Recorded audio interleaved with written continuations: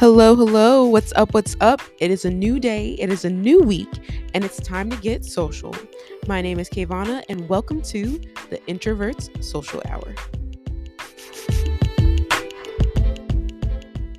Hello, hello. Welcome to the Introvert Social Hour. My name is Kavana, and this is a super exciting episode today for the dancers out there, the dancers in New York City.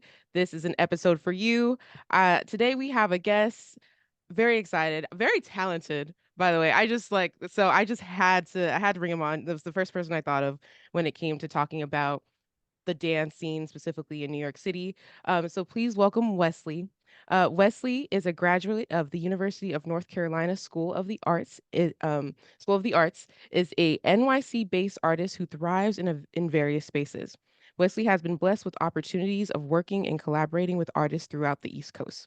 Beginning his artistic journey in the medium of dance, Wesley has walked through the door of artistic expressions within multiple art disciplines.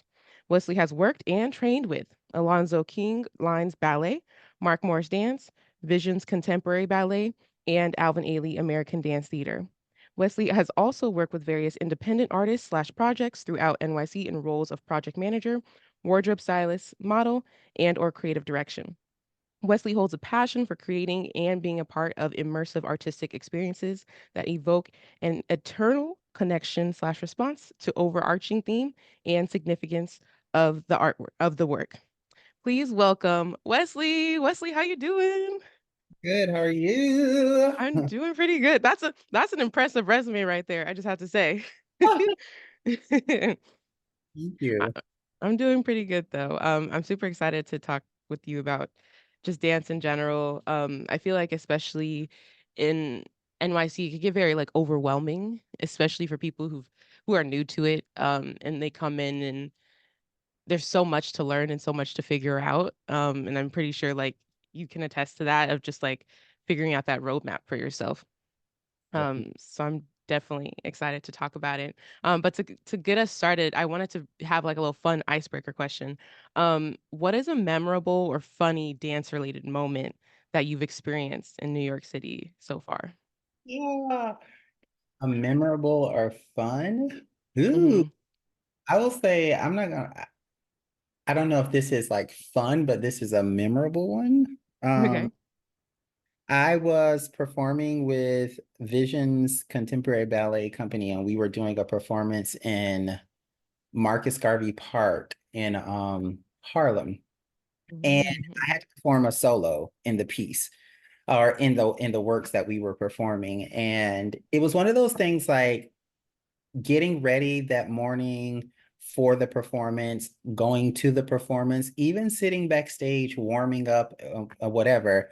It didn't dawn on me that I was doing a solo. Uh-huh. It didn't really dawn on me that I was doing a solo. In fact, it didn't dawn on me until I was literally on stage in like the opening position. And it just like hit me like, oh my God, I am on this stage by myself for like at least 4 minutes of dancing. Oh man. And it was just like the sheer shock, like internal shock that I Hmm. that moment. And it's so funny, like when you're on stage, how much conversation goes through your head in like a short amount of time. I literally Hmm. had a whole conversation with myself. It's like, Wesley, why didn't you know this? Like, why didn't you think about this? Blah, blah, blah. Hmm. But it was one of those moments that I was just like, what? But so that was like a memorable moment for me. That's actually it's also funny though in a way too because I think about that a lot. I don't know like you said internal conversations that you have with yourself while you're dancing on stage. For me, I have to like shut my brain down because then I overthink and then I'm forgetting my steps because my brain is overthinking and so I can't even imagine that happening at the moment the music's about to pop off. On stage, I was like, what? Yeah. Oh my gosh. Well, you did it, so that's good. You made it through. Oh man, that's wild. For me, I can't even think it for memorable in a sense as well, actually, in the similar capacity of brain thinking too much. I think, and it was also funnily enough for solo. I did that for when I was in college. I did a musical. We had a musical theater program, um, but it was like not like like for your degree. It was like an actual like organization, and we were doing Pippin, and so they gave me like a little mini solo part. Not 4 minutes. Oh my gosh, I can't even think. I was already freaking out with the amount of time I had. And I get thrown off very easily. So someone was like, "Whoa, yeah," and I was like, brain wiped. Didn't remember Well, anything else I had.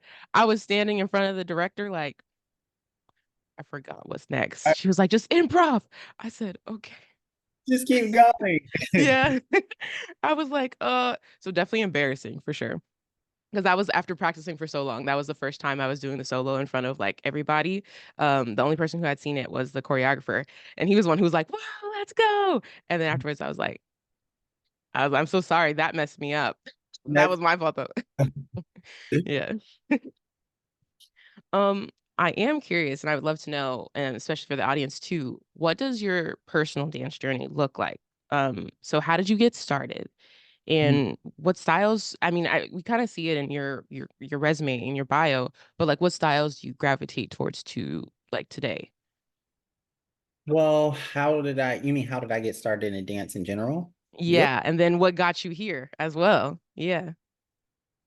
So there's a little story of me getting started in dance. So growing up, I have three brothers, and I was always the one of the three brothers that was super theatrical. I wanted to do anything that related to, really, now that I think about it, that related had some form of dance in it. And at that time, I didn't really know that I had an interest in dance, but I loved watching the Olympics and watching gymnastics. I Mhm. love the ice skating. My dad had put me and my brothers in football. Girl, I knew nothing about the football game. All the cheerleaders cheers. I Mhm. all the cheers from the cheerleaders. So I always had that interest in those things, but as it relates specifically to dance, my elementary school had a sort of like a little talent show called Putting on the Kids. And my mom put me and my brothers in it. We did this lip sync to this song by this gospel group called the Winans from back in the day. Mhm. And anyways, there was another parent, her daughter was also in the show. Well, my mom and her were kind of like parent helpers getting the show together. So we would always have to be there like every day after school while they're like making props, hanging signs, getting the space ready for the show. So one day, sitting with the other lady, her daughter was tap dancing in the talent show, right? So just sitting there with her one day, I was like, I want to learn how to tap dance. And she was like, really? And I'm like, Mhm. yeah, but I was literally 8 years old. So I was just like, yeah, like, whatever. From Mhm. that conversation, she went and talked to my mom. And my mom was basically like, can't afford to put him in classes, like whatever, whatever. And so she was like, well, if I talk to our dance studio owner, to get him on a scholarship or whatever, would you be open to him taking class? And my Mhm. mom was like, yeah, I mean, if it works out. So she talked to the owner, and the owner basically was like, I could take class at the studio. It was called Bean School of Dance and Gymnastics. I could take class there for free. I would just have to pay like dance competition fees, costume Got fees, it. that. Okay. So anyways, that's where I started. I started dance with tap. And then my tap class, hypothetically, say my tap class was at 4 o'clock. There was a jazz class, hypothetically, at 3 o'clock. And I would have to go to dance class with the lady who got me into dance. I would Mhm. ride class with her and her daughter. Her daughter was in the 3 o'clock jazz class, and my Mhm. tap class was at 4. So I would just be sitting there for an hour waiting until my tap class start. So finally, one day she was like, why don't you go take the jazz class? And I was Yeah. right. Mhm. Anyways, I went up and took the jazz class, and that's sort of like where things sort of kicked off. It was tap and jazz. And then eventually, um, my jazz teacher, I guess, saw a talent in me. I don't know why, but she saw a talent in me and she was like, you should audition for the performing arts high school back Got home. it. And Okay. the performing arts high school was one of those places where you knew like you had to be talented to get into this school. And so I was like, no, I'm not going to do this. Anyway, she spoke to my mom. My mom was like, you're definitely going to do this. At least we're going to try. So Exactly. I went and auditioned for the school, and I never forget my ballet teacher. Her name is Rhonda Stampalia.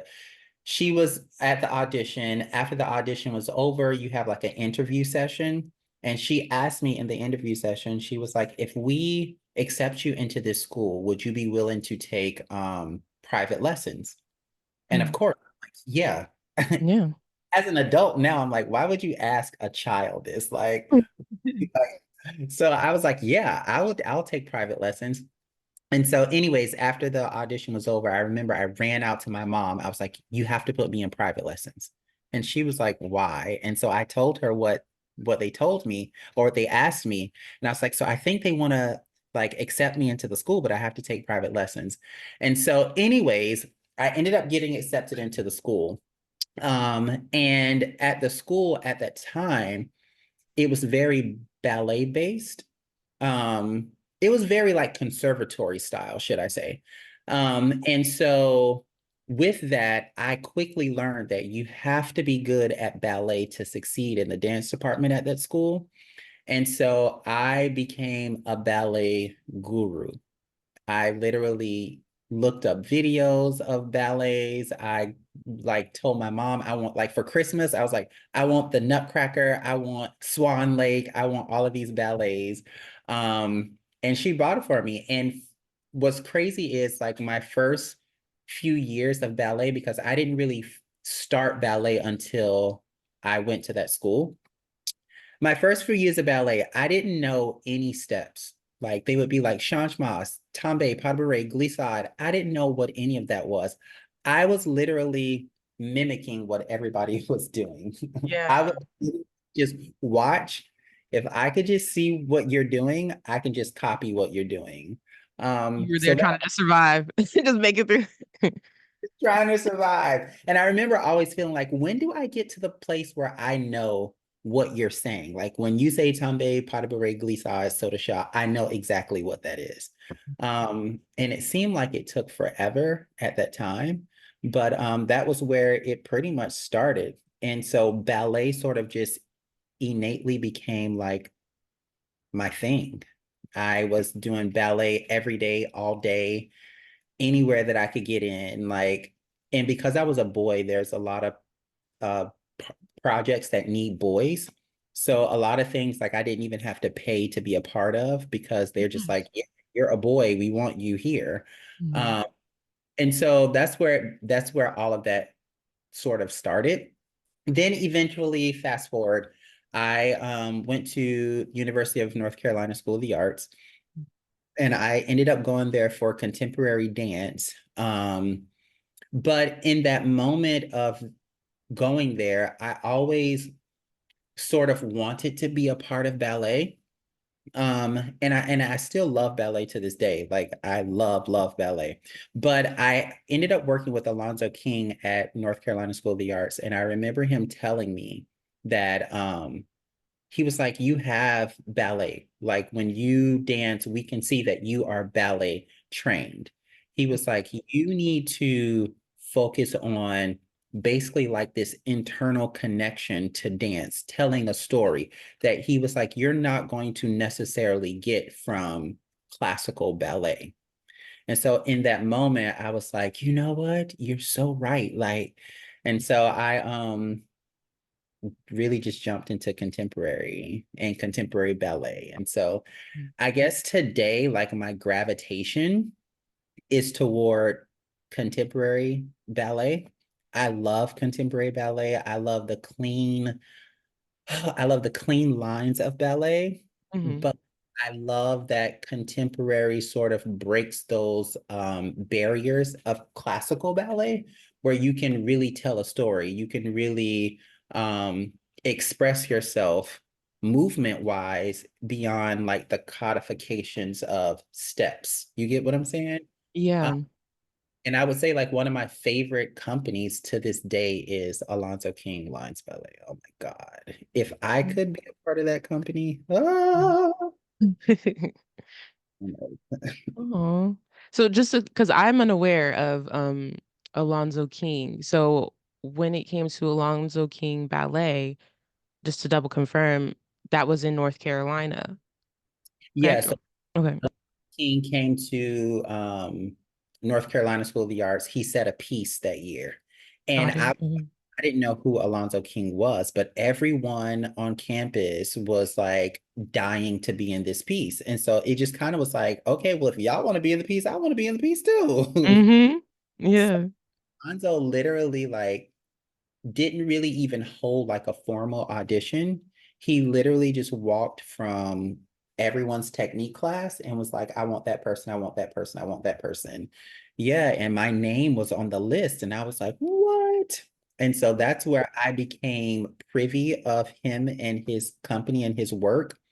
If you get a chance, just go on YouTube, Alonzo King Lines Ballet. I promise you, you will gag. Like, are these people even human beings? So yeah. I got it. Yeah, you're giving me a person to look up because I was like, I know the rest of these. I was like, I've never heard of Alonzo King. So okay, it's good to know. So do they so I know you said he was doing a piece there. Does he is that where he's stationed though? Is that where the company's stationed? Or where They're is the company stationed? they're based in San Francisco, California, Got it. Okay. but Alonzo himself, like he's just one of those people that's full of wisdom. Like even beyond dance itself, his wisdom about just life and living and being and existing and how he correlates that to dance and movement. It's almost like a therapy session. Like when you're talking like what? Like it's almost like therapy. He's literally when he talks, he sounds like God. Like what you would imagine God to sound like, that's how he Mhm. sounds. Yeah. Just like full of wisdom and just like new forms of advice Yeah. Like and when brain you connections. I feel like just like finding new things to like discover. That's cool. oh, I love when you have those moments though, because like when you can find a choreographer that gets it. Like I don't know how deep to deeply explain that, but like truly like gets it, understands it, and opens new doors.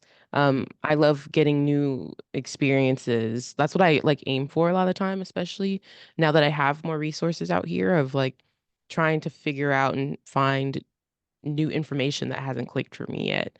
Um, so yeah, I think yeah, that's cool. I'm gonna look him up because no, I haven't heard. I am from the Bay, so I don't know. I don't know. Somehow it just went over and passed me away. I don't know. and like just the way he put stuff, like I remember one time in one of our rehearsals, there was obviously girls on point, and he was basically telling the girls, well, telling everyone really, that when you are dancing, your mind's eye should be imagining that the floor is right underneath your hips. He said, and your Mm. goal is to try to pull up so high in your point shoes that you're trying to get your feet that are on the floor, you're trying to get them on the floor that is right under your hips. In that moment when he said that, I was like, oh my God, like I've heard so many teachers say, pull up, pull up, pull up. And you just hear it, it becomes cliche, like pull up. And like, what exactly are you wanting me to do? But when Mhm. he said in that moment, I'm like, that's what pull up means. Like your feet that are on the floor, if this is your hips, you're trying to get Yeah. your feet on the floor onto, so when you're dancing, you should be pulled up so high that you're literally like walking out of your point shoes. Yeah. And me saying that, when you watch his company, you're gonna say, "Oh my God, this is literally what was the females, even the Mhm. men. It's almost like they're trying to climb out of their point shoes. They're pulled Mhm. up. Please, I would, yeah, because I can only imagine my brain's thinking like then it just looks very floaty and yeah. very airy. Yeah. Okay, I'm excited. I love finding new like dance companies too. Okay, I'm gonna look at that. For me, my experience, so fun fact, is not very ballet. But as I got older, I was like, "Ooh, girl, you messed up somewhere." I was like, "Yeah."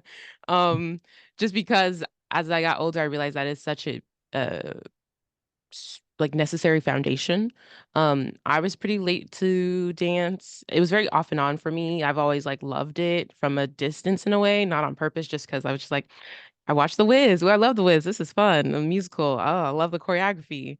Or at the time, I was just like, love the dance and know like choreography at the time. It's like I had been dancing for since a very young age, but I didn't take my first actual dance class until it was middle school and they had an after school program. And once again, introverted social hour, very introverted girl. You know, I had to be there. My mom couldn't pick me up, so I had to be at after school program. I was like, I'm just do my homework, get it done. So when I get home, I could chill. And they were like, well, hey, they knew that I was really quiet. So the after school program staff, they were like, we have a hip hop dance class. They're like, you should join. You know, you're just sitting here. You should join. I was like, I don't know. And eventually I did try, and I was like, wait, I actually kind of like this. And then along the way, I was like, wait, hip hop is a vibe. But I was doing like full hip hop. Like they were doing six steps and stuff. It was like a program from Berkeley, and then they were touring, like they were teaching in other like public schools. I'm from here, California. So then my high school, so that was eighth grade. And then my high school that I was going to, I found out they had a dance program. And I was like, oh, that's cool. Cause usually it's just PE. And instead I could do dance instead of PE. So I was like, sign me up. Yeah. So that's what I learned, contemporary and jazz and like lyrical. My teacher, she was more of a jazz girl.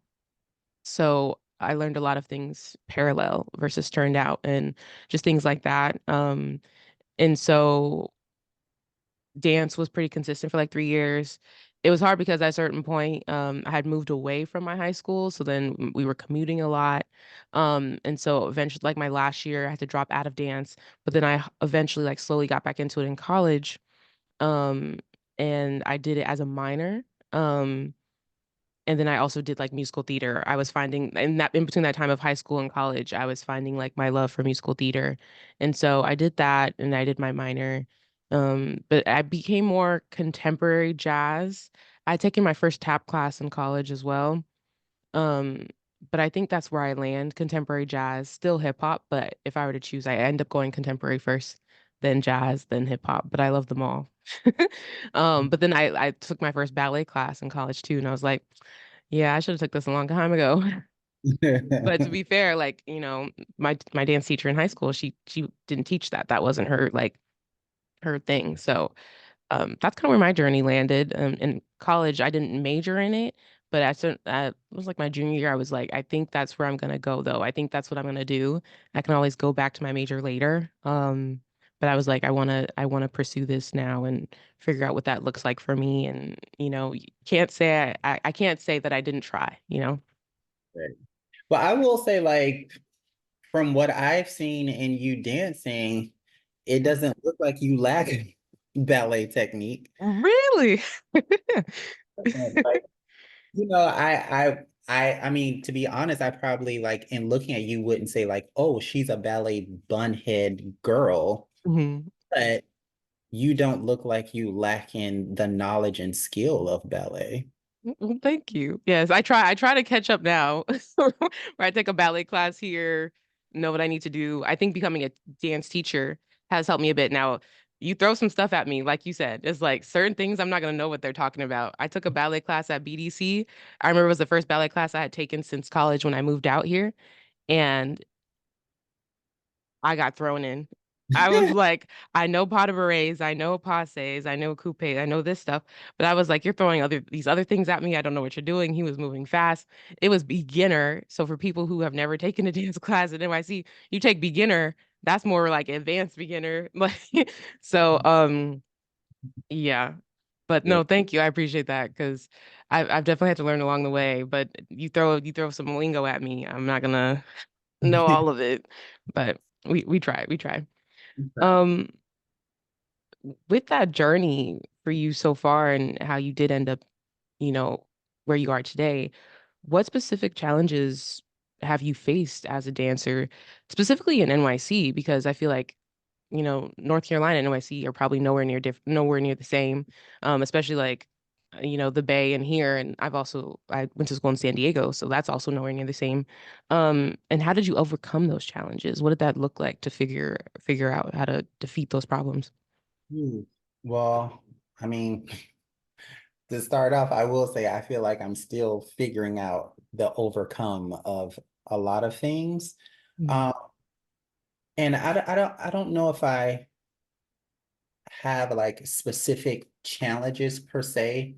However, I will say, especially with this podcast, really being aimed toward people who are sort of navigating their dance journey in New York City, and then people who are aspiring to come to New York City to live out a dance journey or a performance journey in general.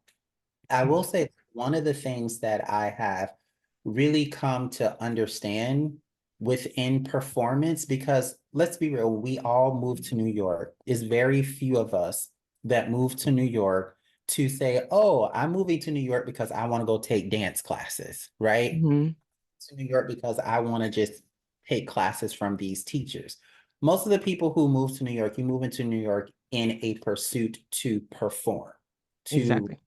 sort of professional job or jobs and be able to perform and get paid for it and have sufficient opportunities to add to your resume, right?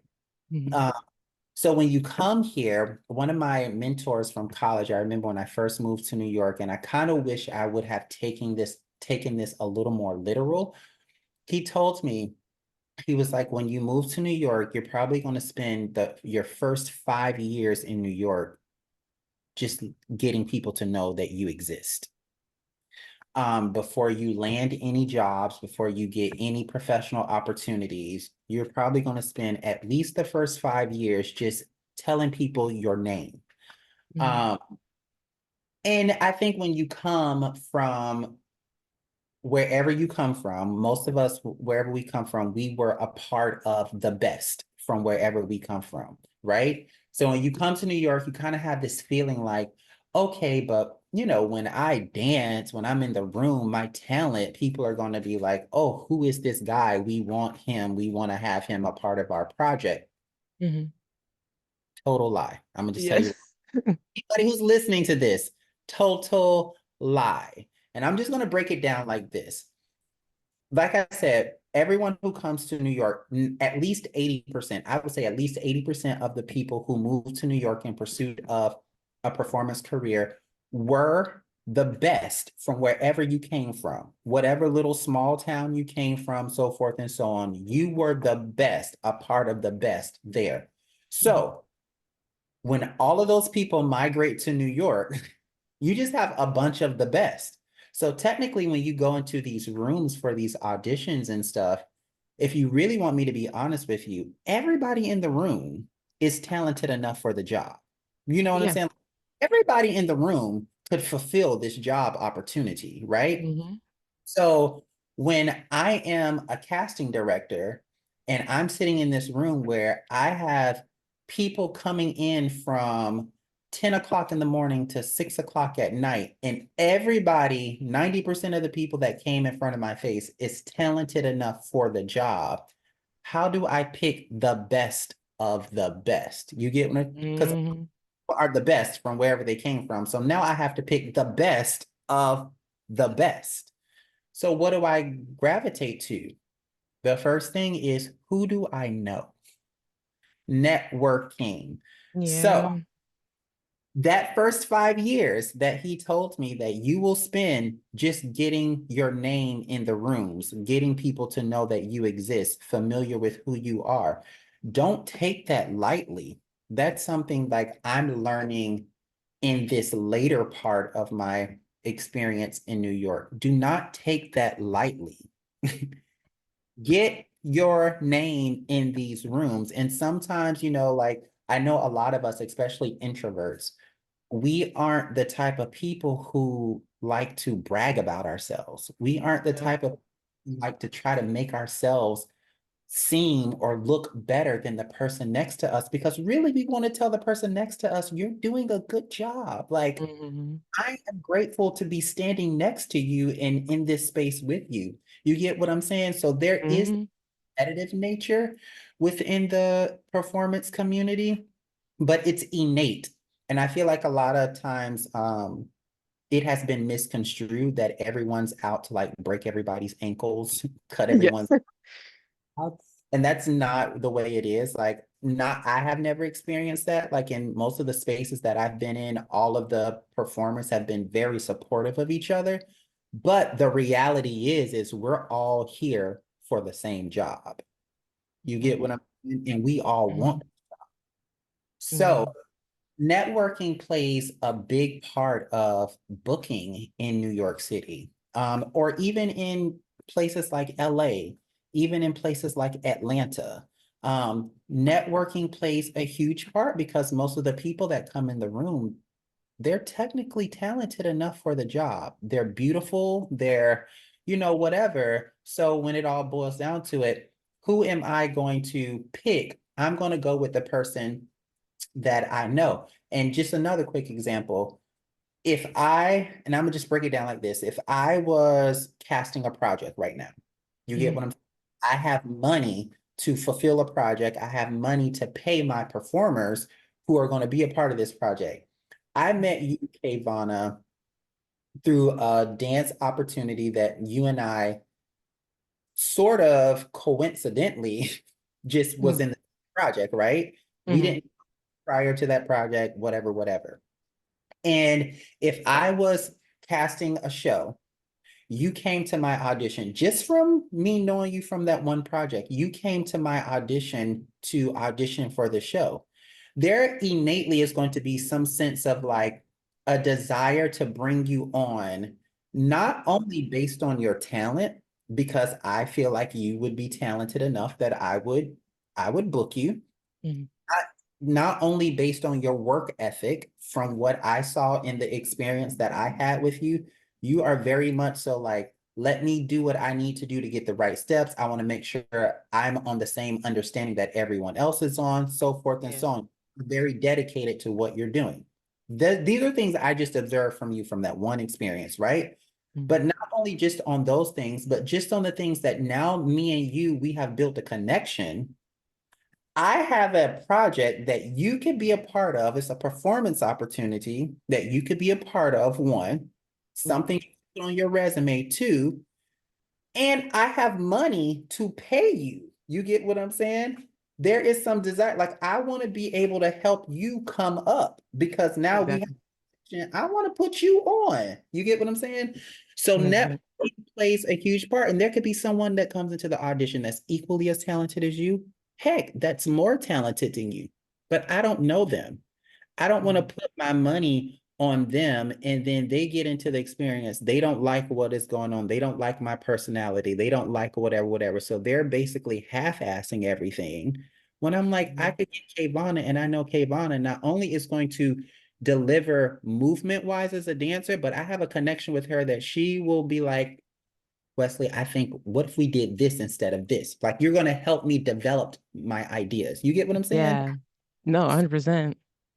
I would say one of the biggest things that I would tell everyone, and I know I like took the long way to say this, but Good. biggest thing I would tell everyone is networking. When you come to New York, network, go to shows, stay after the show, get the dancers or the performers autographs. Even if you feel like I'm not going to keep this, get their autographs, let them know your name, meet the directors, meet the choreographers, get their social media after the show, message them and say, "Hey, it was so great watching your show, like blah blah blah blah blah blah blah blah blah." Hmm. Net the heck out of situations so that when you go into these rooms, you aren't going in as just another dancer coming to audition. But when you walk in, the director says, "Oh, hey, Kavana. Hey, Hmm. you a hug."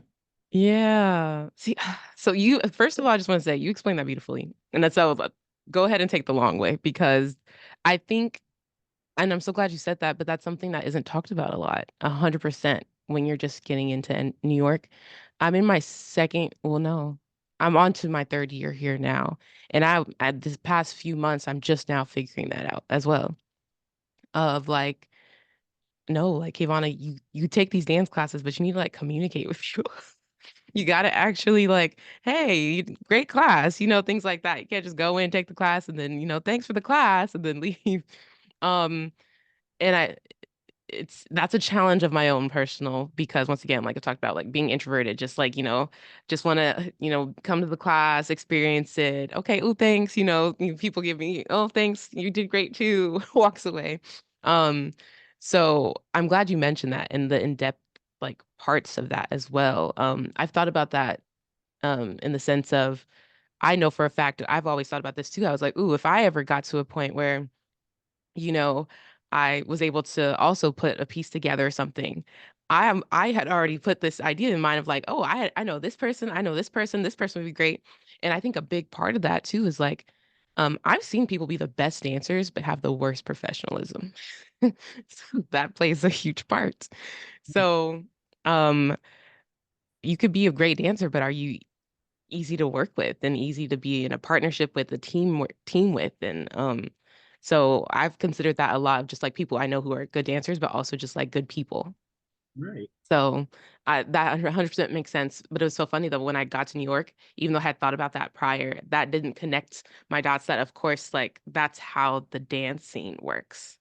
Um, and finally, I was like, no, I can audition for as many things as I want, but like knowing people is super important. And having those connections gets you opportunities. Even like you don't even need to audition for something. I've seen people get opportunities just by knowing people. Right. I I promise you, it's like the secret to the success that a lot of people either one they don't know or they don't take it as literal as it is. Like this, I'm not saying anything that's like maybe you should. This is like the secret to success. Like I have been into an audition where I don't even know the boy's name, and I'm not going to even mention his name if I knew his name, but he would be in every audition I go to. He was in this audition. And he wasn't that, like, if you look at him dance, you wouldn't be like, oh, he's this extremely talented dancer, whatever, Mhm. whatever. But he has stuff on his resume. And I remember thinking, like, how is he booking all of these jobs and I can't book one job? Like, Uh-huh. what is happening? And not to discount his talent, because I'm also one of those people that believe, like, when people say, like, I was better than this person, like, I hate when people say that because I feel like that discounts the effort that that person has put Mhm. into their craft to get where they are. No, they may not be as good as you, but we're not going to discount that they have worked their ass off to get to where they are and that they're still growing, right? So, but I remember just feeling like, why am I not booking anything? And this boy is booking so many things. But one thing I realized in one audition, when he comes into those auditions, he is talking to everybody. Talk Okay. he's like walking up, holding conversations, like blah, blah, even to like the audition monitor. He's like Mm. talking to these people like he know them. Yeah. Wow. And so it's that just like was a testament to me, like networking is the tool. Like when they say, I know you've probably heard this and a lot of performances probably heard this, like um networking, like booking a job is not about your talent, it's about who you know. Mm. And you start thinking like, so basically, I don't even need to be talented to get a job. I just know your talent. Definitely, you need to be talented. But if we put it back into the analogy or to the perspective that everyone that moves to New York, most of them are the best from wherever they come. So that means the talent is already here. We're all Mhm. already talented. You get what I'm saying? So Yeah.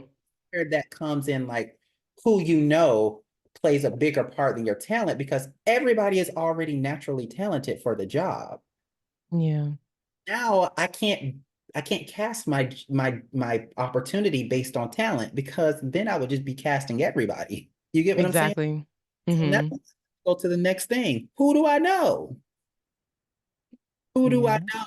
I know Kayvana. I know her work ethic. I have money to pay her. She needs money. I Mm-hmm. cast her. Right. Yeah. That's what it is. Yeah. I've seen that be the case too, not even just dance, but just like the performing arts world in general.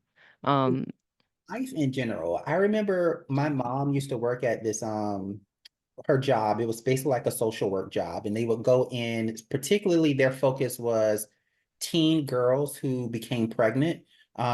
Whatever. They would help them navigate through their pregnancy and then post having the baby, whatever. Well, she was like one of the executive managers at this job. So she told me one time, I'll never forget this, that when they are hiring for their company, mm, she was like, because we go into the houses of the young girls, they pretty much only hire women. She was like, mm. so we get a bunch of resumes. She was like, the first elimination process is men. It has nothing to do with their talent. Yeah. We're looking for women. So Mm-hmm. men just gets tossed in the trash. Mm-hmm. You get what I'm saying? Yeah. That when she told me that, it was just one of those moments that I was like, wow, this is like a whole thing throughout life. Like it's Mm-hmm. what the people are looking for and who they know has Mm-hmm. your talent. Yeah. And that's what's hard too, in regards to dance is every project is looking for something different too. Right? So you never know. So in a Never. way, I also kind of keep myself positive in the sense of like, you never know that the one could be that one audition could be finally the one that you're that person that they are looking for, you know? But it's like you really never know. I know for me personally, I could say, and this is just like honest opinion, I know I wasn't the best of the best where I came from, and that's perfectly fine. But for me, know, like as you said, like I am a trier. I, give me something. I'll try it. Let's go. I'll get it. Right. So, Are either the best from where they come, or they're just the people who have the balls enough to say, like, I'm gonna try it, even if I'm the worst in the room. At hmm least try. So yeah. yeah. So just like having those moments of like, okay, I know where in audition rooms because my brain and my anxiety and I get all jumbled up. Okay, I might not eat an audition, but I will perform it. I might mess up on that choreography. I'll perform it, you know. So I know where those strengths lie and where those weaknesses lie, but I I especially though networking. I gotta get on that. But I think I'm doing better of like, okay, having these opportunities where I'm in these rooms with people I've never met before. And being able to for me also too, what was weird for me about networking in the beginning, which is why I didn't really take it seriously, was sometimes it felt incredibly transactional. Mhm. And I experienced that, especially I went to Culture Con NYC, was that October, November? And that was more so for like social media and just different people who are in the world of like arts in different ways, whether there's somebody has her own like hairline or a sticker business or things like that. So I was able to go, and even that was sometimes very transactional. Hey, here's my scan my QR code to get to know me, and I'm just like, okay, like and so that's what's something I have to like. I would rather it be a natural line of communication. Like I'm talking to you because I genuinely want to get to know you. I genuinely want to understand you and get to know more people, you know? Um, and so that's why sometimes when people come to network with me, if it does feel very off, like while I am an introvert, I'm also just very like, I'm very intuitive. Like I'm catching vibes real quick. So it's just like if it does feel very like just fake, then I'm automatically like, okay, cool, thanks. Nice talking to you. Cause it's just like it's a cut situation. Um, but I have been as of late more excited with the idea of just meeting more people. Like I said, I'm on my third year in New York. I've also just like I'm just not like networking in general, in regards to outside of dance, just with people in general. Especially podcast peeps know like working long hours in a day. fitting in dance classes, things like that, trying to get back home to go back to sleep to wake up for work again. But I think this year is going to be a solid time. Last year proved that as well, of just like having more experiences and developing more. And I feel like this year will also be really cool too. I don't know, very optimistic. And declare that in and put that into the universe that that's what you are seeking and that's what you want. I don't know what your faith base is or whatever, Mhm. but pray about it. Talk to God or whoever your higher power is about it. And yeah, make that a thing. Because the reality is, I'm gonna just be honest with you, the opportunities are out there. They are. Beyond dance, I've had the opportunity to work in digital marketing.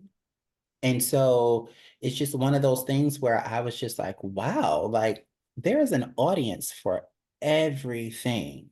Mhm. Anything there is an audience for, and you just have to cultivate your audience Mhm. and deliver with whatever it is that you want to deliver to them. And they will follow. Yeah. Hmm. We've seen it last year. What was it? The popcorn girl. Ice cream so good. Like, who would have ever thought? She's making thousands of dollars in one night. So that's just like a funny like example of just like you never know. That's so true though. Um in regards to the NY dance scene, it is very diverse. Um it's very large, but at the same time it can be diverse and at the same time it can't be. Um what has your experience been in finding communities? And how has that enriched your experience of dance? And I'll tell you my perspective of this. So when I say it's diverse, like you there's literally so many options. Like there's a lot of directions you could go in. So much so that I feel like I'm still finding places to go to and classes to take and opportunities to find and etc. But depending on sometimes where you go, it can also feel very small. As a Black woman specifically, there's times when I go into a room and I'm the only one. And I'm like, NYC is diverse. And somehow in this class of 40 people, I'm the only one here. So I get curious. But the one thing though is I've going to Ailey specifically has like given me like a really good space of like comfortability. Um and I've enjoyed that a lot. Not to like I love Broadway Dance Center as well, but you get what you get from there's very two different vibes. And um so I'm curious, what communities have you found and what challenges did that come with that or enriched experiences came with that too? Well, like you said, there are different places you go to, and three of the common places in New York is Alvin Ailey, Broadway Dance Center, Steps on Broadway. Like Mhm. those places are three completely different vibes. Mhm. And so I would really say like finding where you want to be and where because there is a lot of opportunities in New York. Like it's almost overwhelming because there's so much happening at one time, and then there's a lot of BS you have to like sift through to find like real opportunities. That you can almost feel like you're in a rat race, like trying to do this, trying to do that, trying to do this. And so I feel like New York is like almost like going to the Cheesecake Factory. You know how the Cheesecake Factory like huge. Like Mhm. I'm like, I don't know if I want gumbo out of the same kitchen you're cooking tacos in. You get what I'm saying? Yeah, Like yeah. different things. Um, but you have sort of have to go to Cheesecake Factory with like a mindset of I am in a pasta mood right now. So I'm going to go look for a pasta dish because you will just get overwhelmed looking at everything, right? That's kind of how New York is. It's like you have to figure out what you want and who you are, and you have to sort of just go in that lane for the most part. Definitely, you can dibble and dabble. Like if you're in ballet, go take a hip hop class, go take a jazz class, go take a voguing class, and have fun there. Do those things because I really feel like the more you can put on your instrument, the Mhm. you can express yourself specifically in whatever form or genre you want to be in as it relates to dance. So definitely do those things, but really just finding where you want to be and go there. If you want to dance in Alvin Ailey American Dance Theater, again, a lot of the casting in Alvin Ailey American Dance Theater is based on who Mm, they. So you yeah. yourself in those spaces. Go take classes there. Go talk to the people. Go, do those things. Go to performances specifically for Alvin Ailey. So when you're in that room to audition, they know who you are. Same thing with any other dance company or whatever. If you want to be in Complexions Contemporary Ballet, you have to go put yourself in front of Complexions Contemporary Ballet. You get what I'm Mm, saying? So that's what I would say as it relates to that. As far as like me finding community, it's sort of been almost like this catch 22 for me. mm, Like, I feel like I found community, especially within like the Black culture of New York, mm, um, the Black artist of New York. Typically when I'm in the space of Black artists, they know my name. They know, most of them like I know. But I also feel like because I myself have felt like these people are so talented and so beautiful at their mm, craft, I've always felt behind. And so I feel like I'm sort of just getting into this place where I am accepting me for who I am and what I can and what I cannot do. You get what I'm saying? yeah. Mhm. I would feel so intimidated being in a space with these people because, and it's no fault to them. They never made me feel this way, right? It's just Yeah. my internal battle. Um, I would feel so intimidated being in a space with them because I just felt like they were so good. Most of them, they know each other. They grew up together, in some way, shape, form, or fashion that I didn't experience that until I moved to New York. You get what I'm saying? Like I didn't Yeah. dance. I didn't grow up. I grew up. I grew up in white dance. I mean, Mm. you get what I'm saying? I grew up in white. Yeah.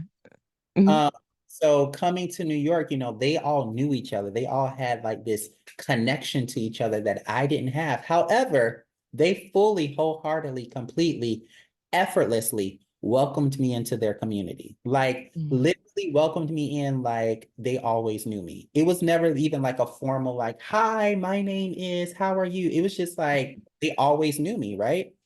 Um, but I had my own internal battle of trying to live up to some standard that I felt like they were at and I wasn't.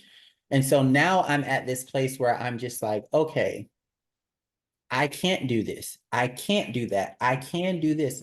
I'm accepting me for who I am and what I can and cannot do, and understanding that I can't do the same things that everybody else can do, but through a perspective, like I always tell kids when I'm teaching kids classes, like what makes us all different from each other is really our imperfections and our flaws, right?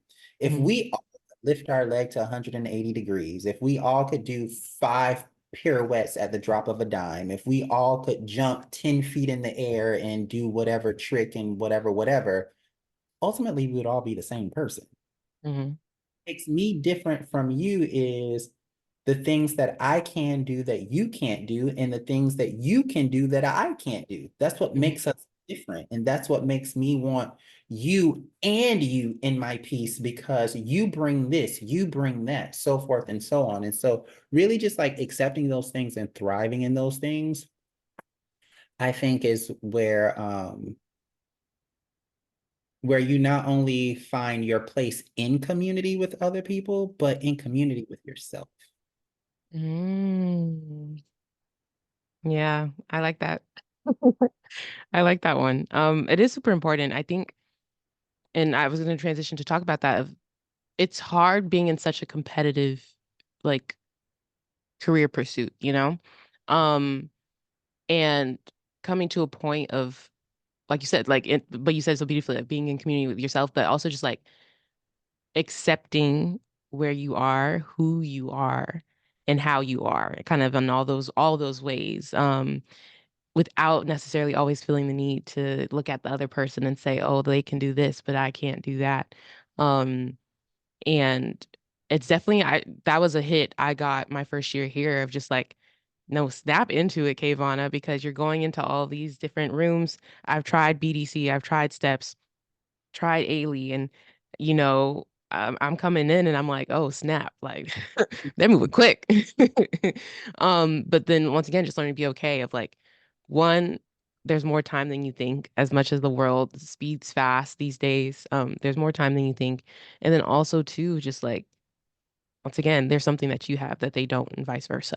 So yeah, I do want to know though, like, how do you handle the competitive nature of the dance scene, outside of just like, finding it within yourself to just be okay? Like, other times where you do have a moment where you're like, oh man, like, I don't know what the heck I'm doing. And then how do you get back to a space where your heads back in the game again, you know? Again, I feel like that this question, I'm at this place right now where I'm trying to get my head back in the game. Um, Yeah. just being very honest and very transparent. Mhm. Um, I definitely don't want to come off like I know I have all the answers because I You don't. know, I'm no. Mm-mm. suffering. I am literally in my life in a place right now where I'm trying to get my head back into the game.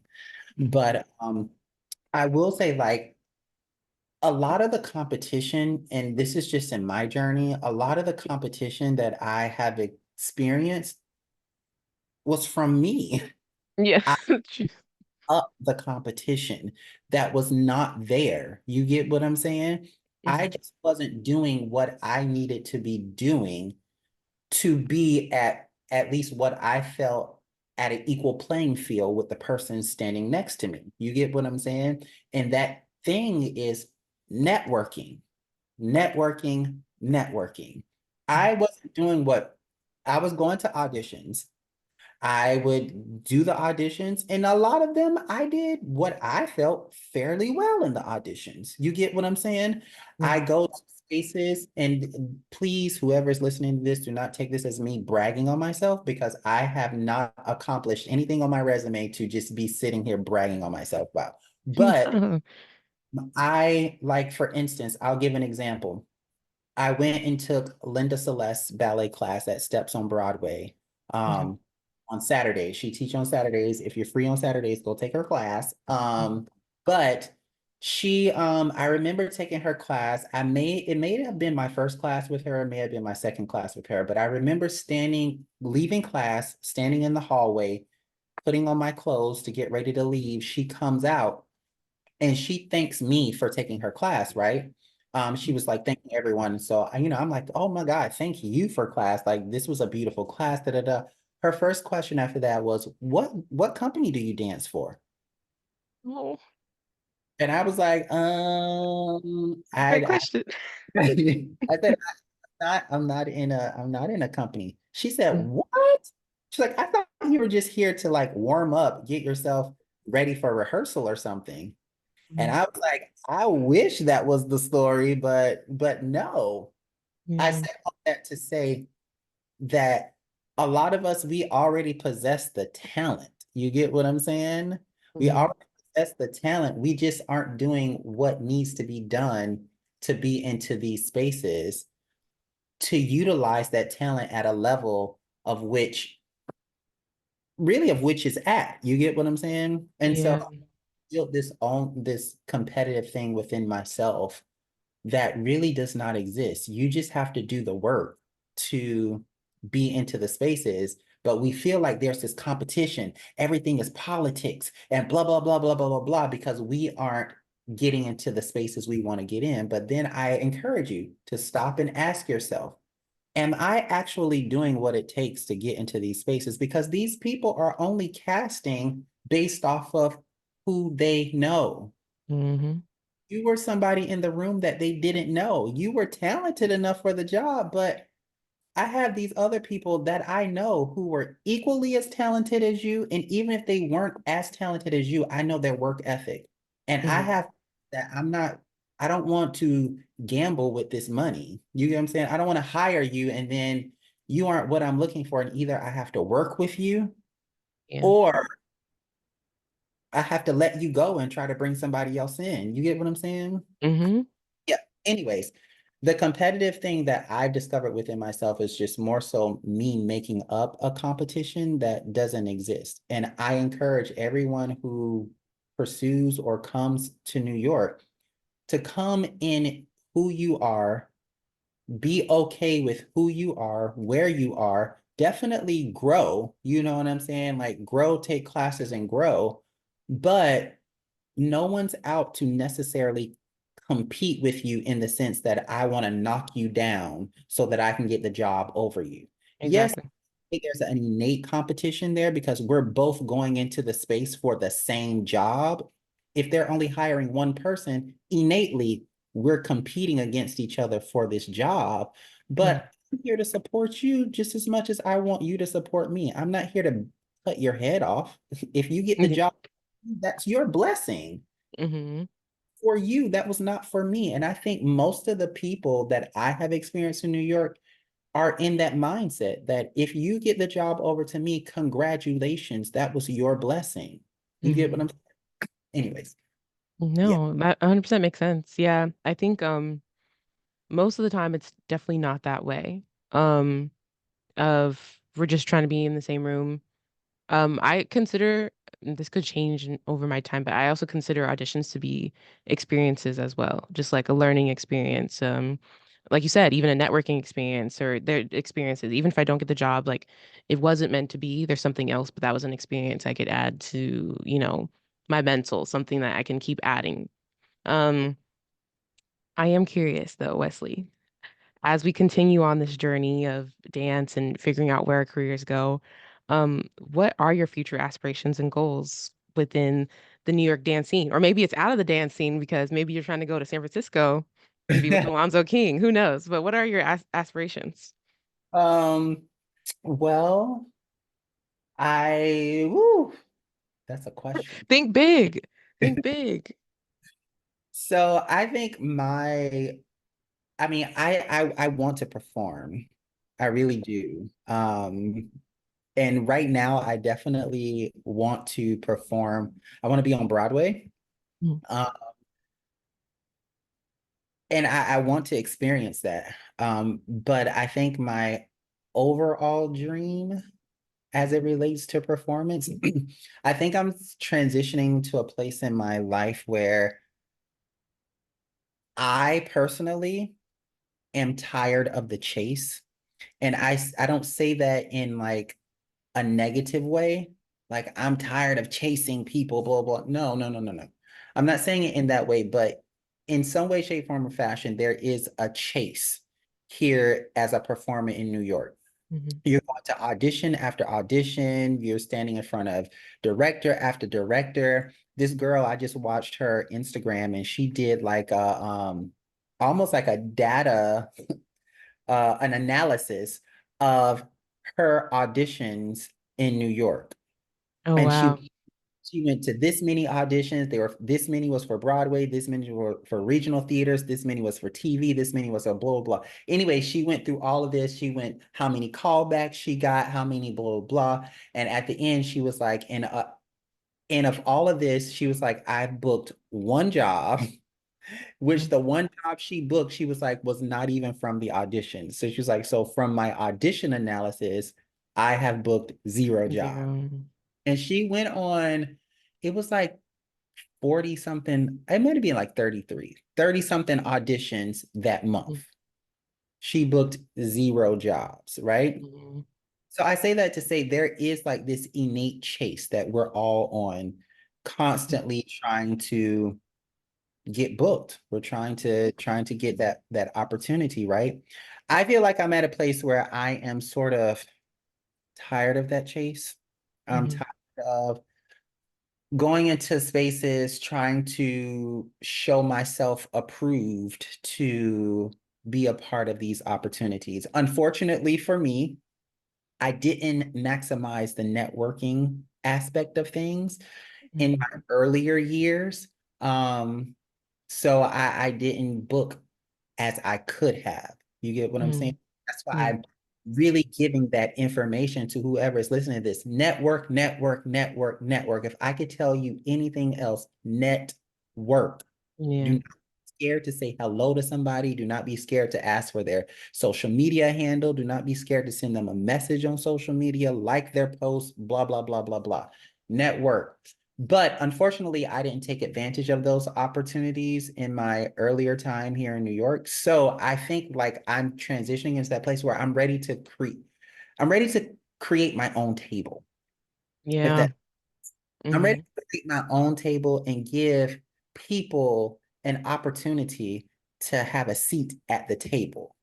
You get what I'm saying? Yeah. Um, and I'm discovering what that looks like. Like I have project ideas in my head, and I'm not gonna lie, this is where I'm like, I'm trying to get my head back into the game because I'm pushing past fear, doubt, all of those things, even in the pursuit of creating opportunity or creating projects. But I think that's where I would love to be able to create. I have this idea to create this art show, and I'm really like I am a final product type of person. Like I need to be able to see the final product and then Go plan from there. backwards. Okay. Yeah. So it's what's frustrating is I can see this final product in my head and I'm like, oh my Mhm. God, if I could do this show, it will be so amazing. But then now trying to get all of the micro steps to get to that final product, that's where doubt and fear and ADHD and all of that stuff comes in. So I would say like if I could produce this art show that I have in mind, Mhm. I feel like I could die happy. All right. See, Happy. Like God could tell me, I want you to move to Idaho. And I would say, God, I'm going. I'm there. potatoes. Let's go. Yeah.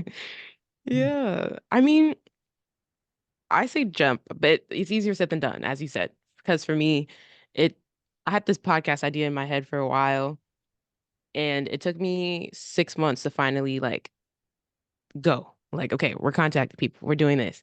I'd had the title in my head in January of last year, or like in between like December to January. I had like episode ideas. I had bought my mic.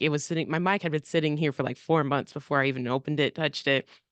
And it was just like a whole I had a logo and everything. And it was just like months and months of just like actually like jumping in. My current pause right now is like, I don't know if it feels necessary for you, but I feel like sometimes in addition to networking, like social media presence is also really important. I don't know. And so it's like, Kivani, you gotta post dance videos. Kivani, you gotta do this. And so that's another thing that's been like a on and off like loop for me of like, hey, you gotta record the videos and you gotta post the videos. And so that's a process. It But I really feel is. you though. You have to take it step by step. And I am Bishop T.D. Jakes. I remember he preached this message, and the moral of the message was never void the small beginnings.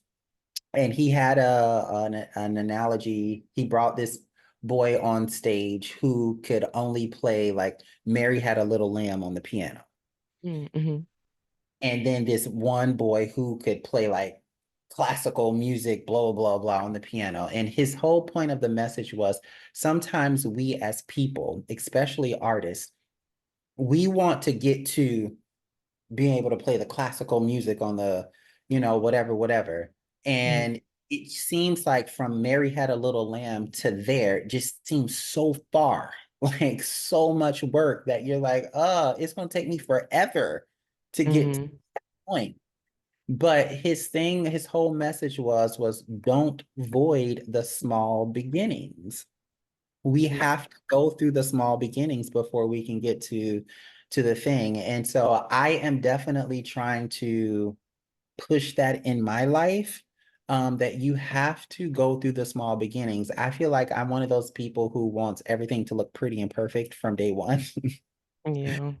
And that's just not the reality. And even if it does, whatever it looks like from day one, on day 100, it's going to look better. On day 9,000, it's going to look better.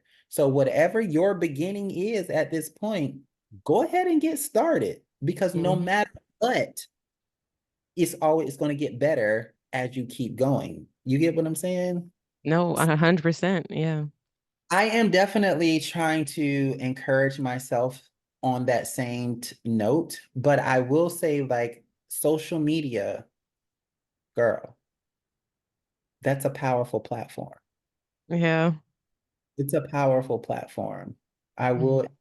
like I said, I was able to work in digital marketing for a while, and it really opened my eyes to social media. And even now, like I go on YouTube and I look at social media influencers. They make like YouTube videos on how to grow on Instagram, what videos to post, how to start a YouTube channel, blah, blah.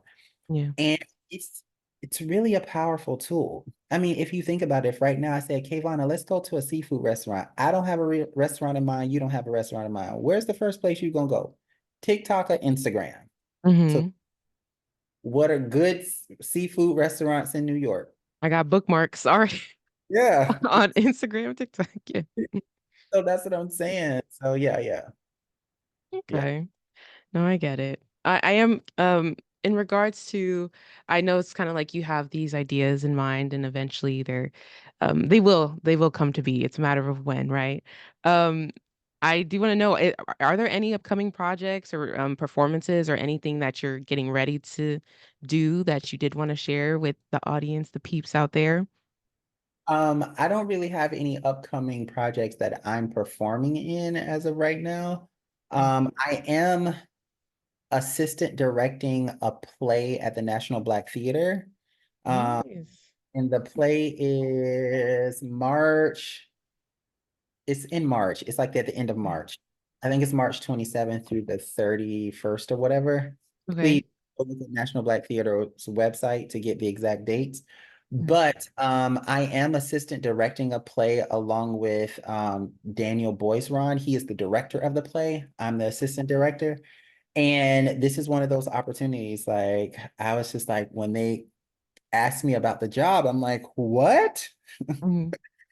What do you want me? But it was one of those things I just told God at this point in my life. I'm like, God, if you present the opportunities, if you open the door, I promise you I will walk through them and try to take advantage of that opportunity as much as I can. So Yeah. I walked through this door, but you definitely can come see the play at the National Black Theater. Yes, okay. I'll look for it. Audience peeps, definitely go search that up, check that out if you are in New York City or if you'll be visiting during that time. Thank you so much, Wesley. We went over an hour. I had a feeling we would, but just because it's just like genuine conversation, and just the ideas of figuring it out. Like you said, like I wanted you on here, but I didn't think you'd have the perfect answers because no one does, as you said. But I think it's an enjoyable conversation being able to just talk about it and figuring it out. And I don't know, it's just fun. It was a fun conversation. So thank you so much for hopping on. I definitely appreciate you talking with me today. Um, Listeners out there, thank you for listening to the Introvert Social Hour. Share, like, and follow this podcast. Send it to a friend, a family member, a loved one. Make sure you are on the lookout for more episodes. Follow me at Kavana on Instagram and at the Introvert Social Hour on TikTok to get podcast updates. I'll drop Wesley's socials in the description. So make sure you look out for that as well. Get some sunshine, get some air. Have an amazing week. I will see you next week on the Introvert Social Hour. Thanks for joining. Bye.